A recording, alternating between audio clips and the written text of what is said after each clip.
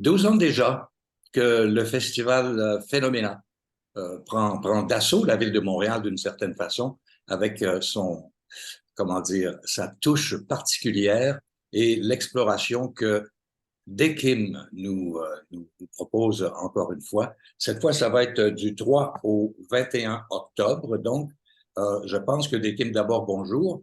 C'est une, Allô? c'est d'une certaine façon le festival le plus imposant depuis les débuts, si je comprends bien. Ouais, en fait, le festival, il y a quelques années, hein, c'était 8 soirs à la Sala Rossa. Mhm. C'était ça. Mais là, on a tellement de propositions, on reçoit tellement de bons dossiers, il y a tellement de choses qui se passent que j'ai été obligée d'agrandir le festival pour accueillir tout ça. C'est merveilleux, mais c'est beaucoup de boulot. Mais je suis honorée de tous les bons dossiers qu'on reçoit. Alors, pendant notre conversation, je vais montrer quelques images qui n'ont peut-être pas à voir avec ce dont tu vas parler, mais pour donner une idée visuellement d'à quoi ressemble ce festival. Et je pense que je pourrais commencer tout de suite avec la présence de quelqu'un que moi, j'ai très hâte d'aller voir. Il s'agit effectivement de Natacha Canapé, qui est une amie à toi depuis plusieurs années. Ben, c'est un grand mot, là, mais c'est quelqu'un que j'aime énormément, que je suis. Je l'ai connue à commencer, là, donc c'est une artiste que je trouve très attachante, poète, performeuse. C'est vraiment quelqu'un que j'admire énormément, une fille de cœur aussi. On apprend beaucoup sur les communautés autochtones par elle. Tu sais, je trouve que c'est un bon transmetteur. Là, tu sais, et je suis très contente parce que ce qu'elle va faire au festival, c'est quelque chose qu'elle n'a jamais fait. Donc, c'est vraiment de l'ordre de la performance très physique. Donc, d'habitude, elle a fait de la poésie. Là, c'est une performance très physique qu'elle a fait en Australie, au festival dirigé par son amoureux,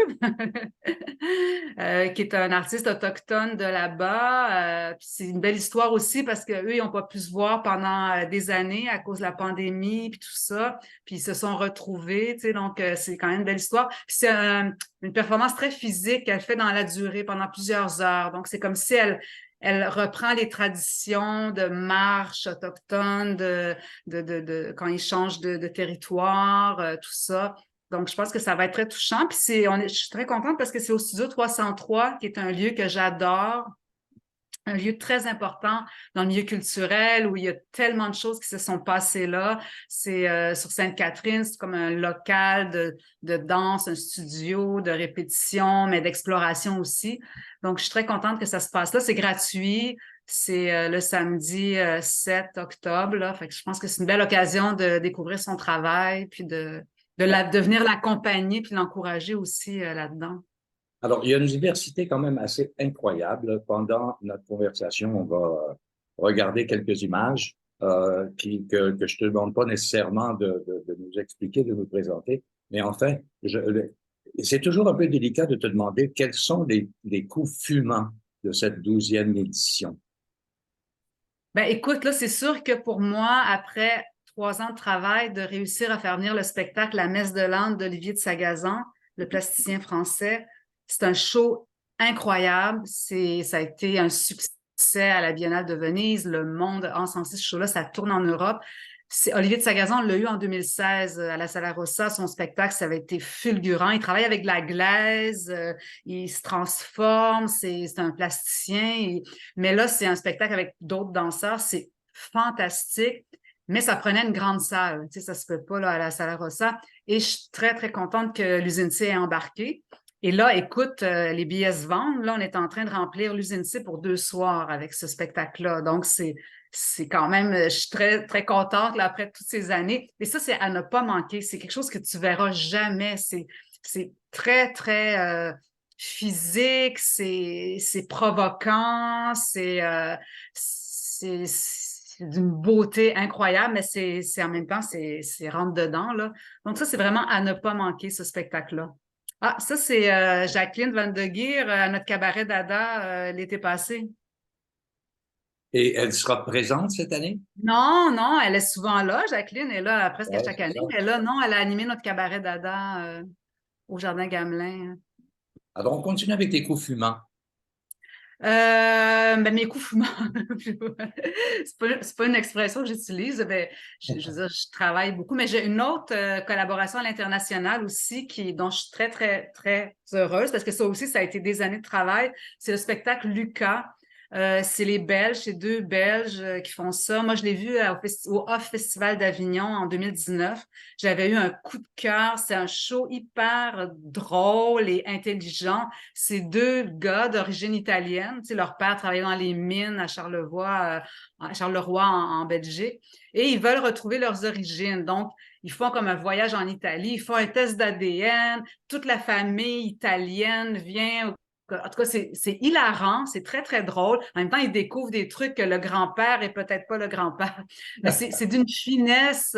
Et ça, on fait ça à La Chapelle, qui est un de nos partenaires depuis plusieurs années, un beau petit théâtre que j'adore aussi.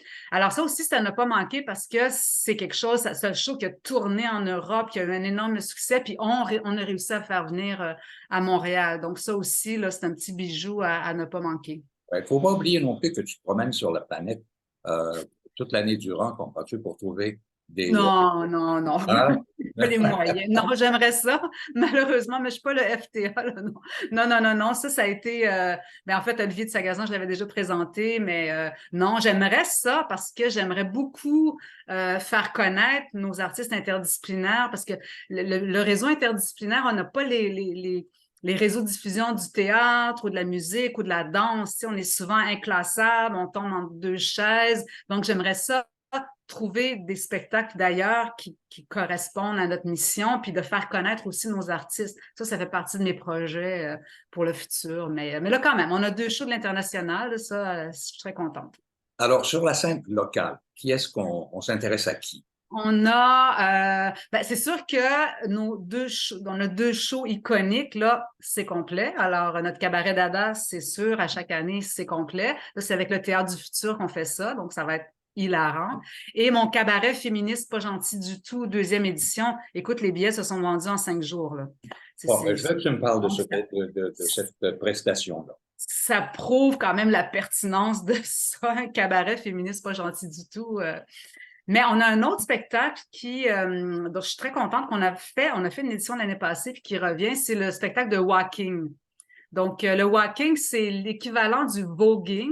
Le voguing, c'est des concours, c'est les communautés queer qui font ça. Il y a des codes, il y a de la musique, ils doivent faire il y a des contraintes, ils doivent faire certaines choses, improviser là-dessus, puis il y a des juges qui jugent. Mais c'est toute une communauté de diversité là, qui fonctionne avec ça. Et le walking, c'est l'équivalent, mais qui vient de la côte ouest. Donc, ils vont avoir plus des attitudes de films muets des années 20, tout ça.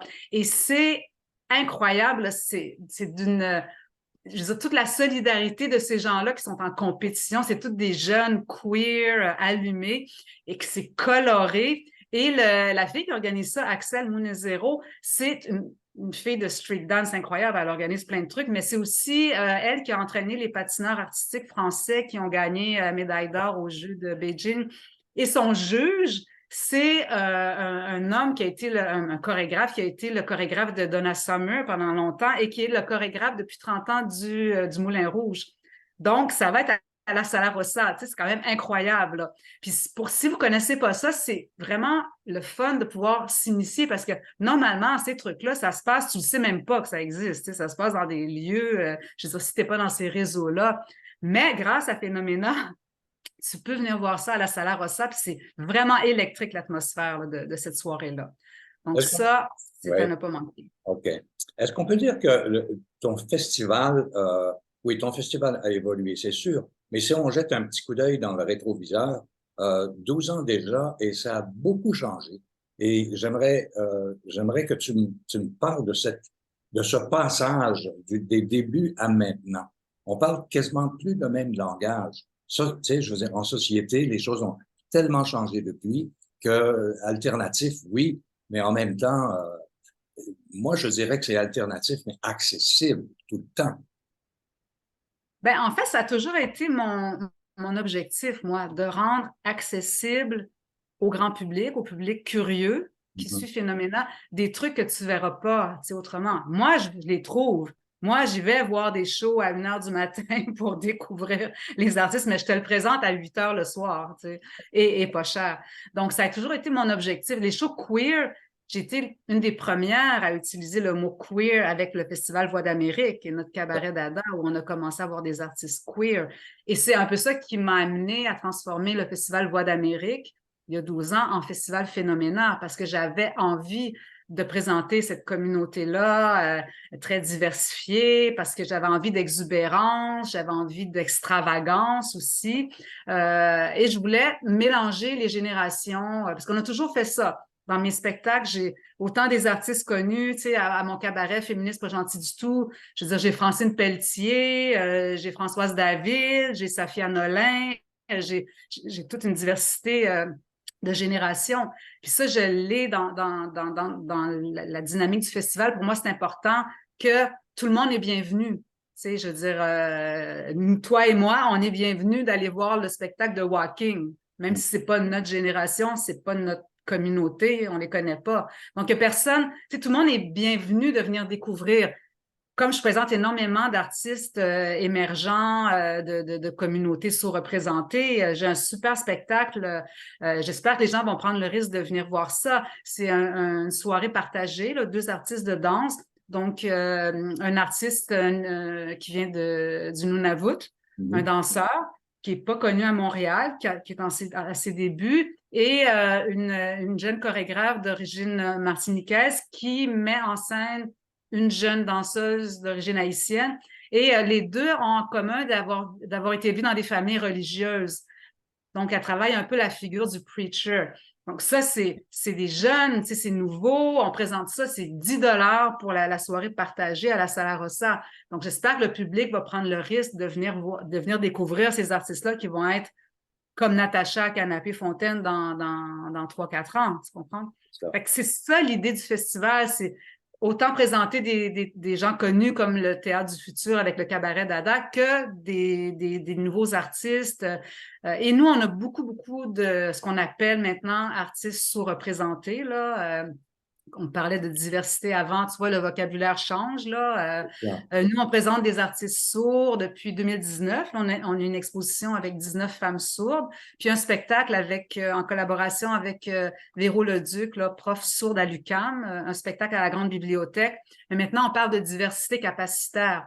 Donc, il faut évoluer dans les mots. Moi, ça fait très longtemps que je suis au fait et j'ai été amenée à m'informer sur l'identité de genre. Puis après, ben là, il faut faire le pont. Là. Pour moi, c'est ça qui est important, c'est de faire le pont entre toutes ces communautés-là. D'ailleurs, le spectacle qu'on présente à la Grande Bibliothèque, c'est incroyable parce qu'il va y avoir une troupe de théâtre de personnes aveugles qui viennent du Mexique, qui vont présenter. Il y a comme trois spectacles. Il y a des spectacles en langue des signes anglophone et francophone, en LSQ puis en ASL. Et il y a cette troupe-là qui travaille du théâtre aveugle. Là. On présente ça à la Grande Bibliothèque. C'est gratuit le 21 octobre. Fascinant. Alors, dis-moi, on peut se procurer des billets où? C'est super facile. Vous allez sur notre site web, festivalphenomena.com. Parce que des fois, les gens ont de la misère à nous trouver, mais faites festivalphenomena.com. Et sur tous les spectacles, notre site web est incroyable parce qu'on a les notes bio de tous les artistes, les photos, les descriptions de spectacles. La grille horaire est très, très claire. Vous avez vraiment le feeling de chaque show, là. Et vous cliquez, puis vous arrivez à la billetterie. Génial. Alors, moi, je demande aux gens de se brasser la cage et d'aller chercher des billets pour aller voir des spectacles uniques qu'on ne verra probablement pas à Montréal après ça. C'est une occasion unique, donc gênez-vous pas, allez faire un tour, vous allez tomber en amour avec le Festival Phénoména qui occupe la scène montréalaise depuis maintenant 12 ans. Kim, merci beaucoup pour aujourd'hui. Merci beaucoup, Winston. Porte-toi bien. Salut, ciao.